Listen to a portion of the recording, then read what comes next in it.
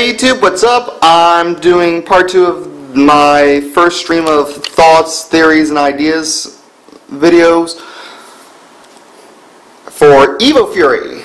Okay, Impalicus, one of the 2 promos we know about for Evo Fury. I really hope that this isn't league-specific promo. There's another way to get this because my league has not been handing out promos at all. We don't even get the cards to earn the points for the promos. I don't like that.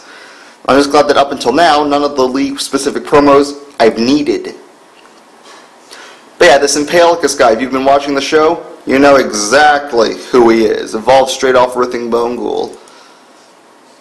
Despite that, I don't know if you can read this or not, Civilization, Darkness, Evolution Creature, you know that. Level 3, that right there, he can come out really early in the game, except, and this is where a lot of stuff makes or breaks this card, he's a Shadow Champion / Zombie, and we don't even know which one he goes on top of.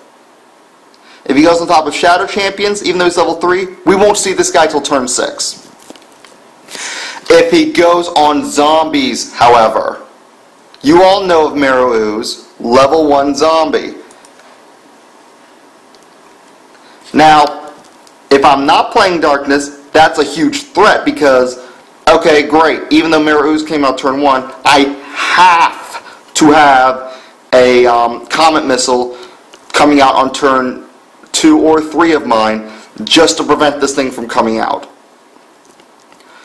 But that still might not be a problem with the other ability because there's still some blanks on that. We do know it is a 7,000 Double Breaker. Ridiculously broken for a level 3 card, and at 7,000 for 3 mana, another reason to think it might still go on Shadow Champions despite evolving straight off of a zombie in the show. But this Impale ability, whenever this creature blank blank, opponent chooses and discard blank, too many blanks. This could make or break the card. I've actually seen a couple of things where people said maybe the opponent gets to pick one of your shields on one of your cards to discard every time this thing attacks, which kind of would be fair at level 3 for 7,000 Double Breaker. But at the same time, there are a lot of people, including myself, who have to think twice if that's the case before putting this in the deck. So yeah, a lot of blanks need to be filled before we can have a full opinion on this card. Next evolution promo, Sparkblade Protector. I don't know if you guys watch the Kaijudo channel, but yeah, he's in my subscriptions. I've liked a couple of his videos, I've commented, or you can actually type him up in the engine. Go to his channel, he's got some good stuff, and he called this. He called it Enforcer Evolution. He called it.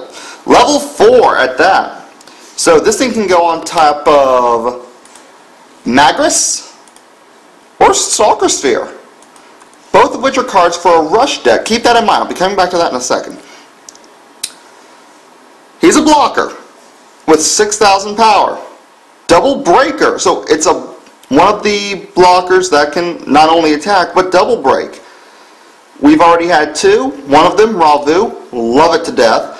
The other one, the Leviathan, I think his name's King Tsunami, I'm not exactly sold on him. I think we can do a lot more for what he's costing. But this card's ability, Raise the Alarm. Whenever another creature is banished during your opponent's turn, each of your creatures gets plus 1,000 power until the end of the turn. So basically, let's say you have Thunder Cruiser, and the enemy sends in an attack. Okay, block with that, let it die.